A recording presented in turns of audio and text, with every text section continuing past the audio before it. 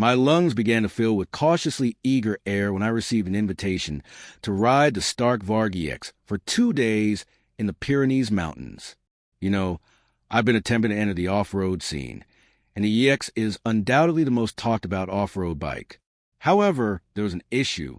Receiving an invitation is one thing, but testing this motorcycle is quite another, and it made me confront the imposter mindset that occasionally permeates this line of work. My nervousness was exacerbated by the EX's world's most powerful enduro bike label.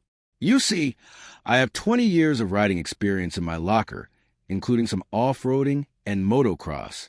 However, enduro?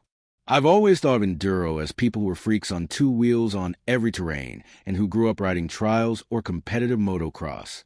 But more lately, I've heard other enduro riders have comparable experiences to mine, which made me wonder, what if I am the ideal person to test this bike?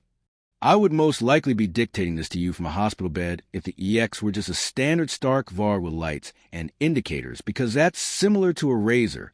Additionally, if you're still getting used to this whole enduro thing, you should avoid navigating downhill rock sections or slippery, with shale on a razor, since you'll end up, well, like you've been riding a razor.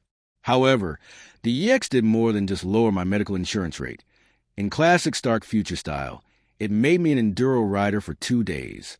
But it would take some time for me to stop thinking about it and start believing in it.